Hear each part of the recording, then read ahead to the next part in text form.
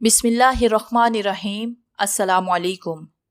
हमारे चैनल कहानी hub official में खुशामदीद। नाजरीन, मैं आज आपके लिए इंतहाई खौफनाक और दिलचस्प कहानी लेकर आई हूँ। लेकिन कहानी शुरू करने से पहले आपसे गुजारिश है कि अगर आपने हमारा चैनल सब्सक्राइब नहीं किया तो आप हमारे इस चैनल को सब्सक्राइब कर लीजिए और बेल आइकन को भी प्रेस कर लें ताकि हर नई आने वाली वीडियो बआसानी आप तक पहुँच सके। अम्मा वो अपनी कैसरबाजी पर जिन आ गया है, बबलू ने माँ के पास आकर जोर जोर से कहना शुरू किया तो फाखरा बेगम झुंझला कर बोली, तेरा दिमाग सही है? जिन आ गया? तुझे बहुत मालूम है जिन के बारे में। इससे पहले कि वो और कुछ कहती पड़ोसन हाला रहमत भी आ गई। फाखरा, अरे ओ फाखरा, वो अपनी कैसर है ना, उस पर जिन आ गया है। सारा मोहल्ला वहीं पर जमा है और तू यहाँ बैठी है। इतनी देर से कह रहा हूँ मैं अम्मा को कि कैसरबाजी पर जिन आ गया है, बबलू मुंह बनाते हुए बोला। फाहरा बेगम झट चादर ओढ़ते हुए, अरे सुबह तक तो वो बिल्कुल सही थी, शक्कर लेने आई थी, अब इस वक्त क्या हो गया? वो रहमत बीबी के साथ घर से निकलते हुए बोली तो बबलू भी साथ साथ चलने लगा। कैसर के दोनों हाथ आटे में अटे हुए थे और वो जोर जोर से अपना सर हिला रही थी। कभी हाथ इधर मारती तो कभी उधर। आंखें बहुत ज्यादा सुर्ख होकर बाहर को उबल पड़ी थी। बेटी की हालत पर हाजरा रोए जा रही थी कि एक औरत ने पूछा, क्या हुआ था? फाहरा खिसक कर हाजरा के करीब गई। अरे सुबह तक तो बिल्कुल सही थी जब ये शक्कर लेने आई थी। अरे ये थोड़ी देर पहले भी सही थी, बस आटा गूंदते गूंदते तबीयत अचानक खराब हो गई। वो अपने दुपट्टे से आंसू साफ करते हुए बोली। मुनीरा उर्फ मन्नू हाला कैसर को संभालने की कोशिश में मसरूफ थी। पानी पिलाना चाहा तो कैसर ने हाथ मारकर पानी गिरा दिया। अरे बहन, किसी डॉक्टर को तो बुलवा लो, यूं तमाशा देखते रह जाओगे आप, रहमत बीबी ने कहा तो मन्नू खाला ने उन्हें देखते हुए कहा, ये डॉक्टर वाक्टर का मामला नहीं है, बल्कि ये मौलवी का मसला है। किसी मौलवी को बुलाना होगा। मुझे लगता है कोई जिनवीन आ गया है। बड़ी खूबसूरत है ना जो इस पर जिन आ गया, सलमा मुंह बनाते हुए बोली। आस्की से जो पास में खड़ी सितारा ने सुन लिया। हाँ, जिन तो खूबसूरत लड़कियों पर आते हैं, ये तो आम सी शक्ल की है, उन्होंने कैसर का जायजा लेते हुए कहा। कैसर की हालत से लग रहा था कि मजीद उसकी हालत खराब हो गई है। उसके बालों की एक मोटी लिट उसके चेहरे पर झूल रही थी। आम दिन में तो वो लिट को बार बार अपने हाथों से हटाती थी, मगर इस वक्त तो उसे अपना ही होश न था। वो लिट को क्या पीछे करती। उसकी लिट भी इतनी अच्छी गुंगरियाली काली स्याह थी। रहमत बीबी पानी पर कुरानी आयात दम कर रही थी और मन्नू हाला मुसलसल कैसर को संभालने की कोशिश कर रही थी और साथ साथ कुछ पढ़कर भी दम कर रही थी। हाजरा बेगम अपनी बेटी की हालत पर हाल से बेहाल हो रही थी। बच्चे, लड़कियां, औरतें सब जमा थी। मर्द हजरात बाहर खड़े परेशान थे। मेरी बेटी अभी थोड़ी देर पहले तो बिल्कुल ठीक थी, सालन बनाया, आटा गूंदते गूंदते जाने क्या हो गया। देखो, आटा गूंदा भी नहीं है पूरी तरह से और इसकी तबीयत खराब हो गई। वो सिसकते हुए गिरिया करना थी। ये लो, इन्हें ये अफसोस है कि आटा पूरी तरह क्यों नहीं गूंदा। सलमा मसहरेपन से हंसकर बोली। अरे आहिस्ता बोलो, सब परेशान हैं। सितारा ने टोका तो वो घूर कर रह गई। मन्नू खाला ने दम किया हुआ पानी हाथ के चुल्लू में लेकर कैसर पर छींटा मारा और साथ ही साथ वो कुरानी आयात पढ़ रही थी, वो पढ़कर फूंक मारी। उनका ये अमल करना था कि कैसर ने चीखना चिल्लाना शुरू कर दिया। वो जो सर नीचे किए जोर जोर से अपना सर हिला रही थी और उसके बालों की लिट बार बार हिल रही थी। अचानक उसकी हालत गैर हो गई और फिर पानी के छींटे से एकदम उसकी आवाज बदल गई। भारी मर्दाना आवाज में उसने सर उठाकर मन्नू और रहमत बीबी को सुर्ख अंगारा होती आंखों से घूरा और फिर मन्नू खाला पर झिपटा मारने वाली थी कि वो तेजी से एक तरफ हो गई। लोग इधर उधर भागने लगे कि सूरत हाल बदलने लगी थी। मन्नू खाला समझ गई कि अब मामला उनकी बस से बाहर है।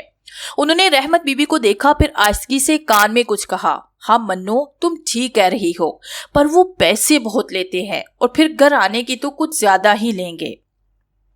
बच्ची से बढ़कर नहीं है। हाजरा ने मुझे पैसे दिए तो ठीक है, वरना हमें तो कुछ करना ही है।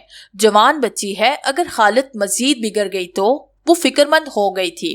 वैसे भी मन्नू, जिनका नाम मुनीरा था, मगर सब मन्नू खाला ही कहते थे और मन्नू खाला को मन्नू बुआ भी कहते थे।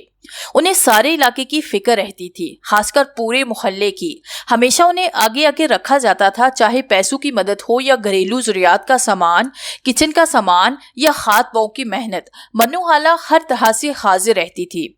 और ऐसे ही उनके शोहर जुमा खान नेकदिल इंसान थे और जुमा खान के मुंह बोले भाई सितार भी उनके साथ ऐसे कामों में हिस्सा लेते थे। मन्नू बुआ ने बच्चे से कहा, जाओ अपने अब्बा को और चचा को बुला कर लाओ, कहना अम्मी बुला रही हैं। उन्होंने अपने बेटे सलाम से कहा तो वो अच्छा अम्मी कहता हुआ भागा। जुम्मा खान और सितार आए तो औरतें एक तरफ होकर बैठ गई। मन्नू बुआ ने तमाम तफसील बताई और कहा, जल्दी से आलिम साहिब को ले आओ। मन्नू बुआ ने तमाम तफसील उन्हें बता दी थी, पर भाभी वो पैसे बहुत लेंगे, घर आने के तो ज्यादा ही लेंगे। सितार ने कैसर की हालत को देखते हुए हाजरा बाजी से पूछ ले, वो बोले। हाजरा ने सुन लिया था इसलिए वो आ गई। भैया जो मेरे पास होगा वो मैं दूंगी, बस मेरी बच्ची ठीक हो जाए, वो आजिज़ी से बोली। और जो कम होंगे वो हम मिला लेंगे। क्यों जी, ठीक है ना? मन्नू बुआ ने अपने शोहर जुम्मा खान की तरफ देखते हुए कहा। हाँ क्यों नहीं, अब जल्दी जाओ, जुम्मा खान ने सितार को देखते हुए मुस्तरिब होते हुए कहा। अच्छा भाई अभी जाता हूँ, ये बोलकर वो फौरन आलिम साहिब को लेने चले गए। कैसर की हालत वैसी ही थी। वो जोर जोर से सर हिलाने से शायद उसके सर में दर्द हो गया था, जब भी वो थोड़ी देर के लिए खामोश हो गई थी। उसके बाल मुकम्मल तौर पर बिखर चुके थे। वो दोनों हाथ जमीन पर जमाए सर झुकाए बैठी थी और उसकी मोटी लिट झूल रही थी। वो अपनी गुंगरियाली काली स्याह लिट को आंखें फाड़े गौर से देख रही थी, जैसे बहुत अरमान हो उस लिट को करीब से देखने का। फिर एक हाथ जमीन से हटाकर लिट को पकड़कर गौर से देखते हुए लिट को जोर से हिलाया और साथ ही मुस्कुराई, ऐसे जैसे महबूब अपनी महबूबा की लिट से छेड़खानी कर रहा हो। आलिम साहिब आ गए। आवाजें आना शुरू हो गई औरतों की, और अब वो अदब एहतराम से एक तरफ हो गई। सफेद कपड़ों में आलिम साहिब का नूरानी चेहरा तिमतमा रहा था। वो अंदर आए जहां कैसर बैठी थी। आलिम साहिब की आमद पर कैसर ने एकदम निगाहें उठाकर आलिम साहिब को बड़े गुस्से से देखा और हो की आवाजें निकालना शुरू कर दी। वो जो अपनी ही लिट को पसंदीदगी की नजरों से देख रही थी और लिट के साथ खेल रही थी। आलिम साहिब की आमद उसे सख्त नागवार गुजरी थी। उसकी हालत फिर से बिगड़ गई थी। आलिम साहिब उसके सामने थोड़ा सा फासला रखकर बैठ गए और कुछ पढ़ने लगे। फिर कैसर के और करीब हो गए, मगर थोड़ा सा फासला था। वहां बैठकर अपना हिसार बांधा और पढ़ाई शुरू कर दी। उनका पढ़ना था कि कैसर का गराता हुआ कभी चेहरा दिखाई देता और कभी वो चीखती चिल्लाती तो कभी गुस्से से आलिम साहिब की तरफ झिपटा मारती, मगर उन्हें छू नहीं पा रही थी। उसका चेहरा करहत हो गया था, आंखें बाहर को उबल पड़ी। वो गुस्से से चीखने और चिल्लाने लगी थी, मगर आलिम साहिब पर उसके चिल्लाने का कोई भी असर नहीं हो रहा था। वो अपने धुंध में सूरत जिन पढ़ने में मसरूफ थे और उस पढ़ाई का सिलसिला तकरीबन 15 मिनट तक जारी रहा। और फिर आलिम साहिब ने पानी पर कुछ पढ़कर पानी को कैसर पर फेंका तो कैसर की आवाज मर्दाना हो गई और फिर वो गुस्से से घराते हुए बोली, आलिम छोड़ दे, मुझे मत तंग कर। तू छोड़ दे बच्ची को, क्यों तंग कर रखा है? आलिम साहिब ने दबंग आवाज में कहा। मैं नहीं छोड़ सकता, मैं इसे अपने साथ लेकर जाऊंगा, कैसर जोर से मर्दाना आवाज में बोली। तुझे इसे छोड़ना होगा। इसने तेरा क्या बिगाड़ा है जो तू इसे तंग कर रहा है? आलिम साहिब ने अपनी तस्बीह आगे करते हुए कहा। हट जा पीछे से। कैसर आलिम साहिब से दूर होते हुए बोली, मैं इसे नहीं छोड़ सकता, मैं इसकी खूबसूरत लिट पर आशिक हो गया हूँ। कैसर अपनी लिट को पकड़कर, मैं इसे अपने साथ लेकर जाऊंगा। दोनों की गुफ्तगू सब लोग गौर से सुन रहे थे। लिट पर आशिक कैसे हुआ तू? मैं यहां से गुजर रहा था, ये सहन में बैठी आटा गूंद रही थी और इसकी घनी गुंगरियाली खूबसूरत लिट इसके चेहरे पर बार बार आ रही थी, जिसे ये मुसलसल अंदाजे दिलरुबाई से हटाई जा रही थी। और बस मेरा दिल इसकी लिट पर आ गया। अब मैं इसका आशिक हो गया हूँ और मैं इसे अपने साथ लेकर जाऊंगा। कैसर अपनी लिट को चूमते हुए मर्दाना आवाज में बोलते हुए मुस्कुराई, तुझे तो इसे छोड़ना पड़ेगा। तू जिन्नात में से है और ये इंसान, और एक लिट की वजह से इसे मत तंग कर। अगर तू इसे नहीं छोड़ेगा तो मैं तुझे जला डालूंगा। आलिम साहिब जोरदार आवाज में गुस्से से बोले। تو اپنی پڑھائی کر، تو مجھے جلائے گا تو میں اس کو کہیں کا بھی نہیں چھوڑوں گا، اس کی زندگی ختم کر دوں گا، اس لیے کہہ رہا ہوں کہ مجھے نہ چھیڑ۔ عالم صاحب نے غور سے کیسر کو دیکھا۔ کیسر میں موجود جن اس کی خوبصورت لٹ کو دیکھ کر اسے اپنی انگلی میں لپیٹنے لگا۔ عالم صاحب نے پاس بیٹھے ستار کے کان میں کچھ کہا تو وہ فوراً اٹھے اور خاجرہ کے پاس جا کر بولے، جلدی سے کینچی دو۔ انہوں نے بھی تیزی دکھائی اور کمرے میں جا کر کینچی لا کر ستار کو دی، جسے انہوں نے کیسر سے چھپاتے ہوئے عالم صاحب کے پاس لا کر رکھ دی۔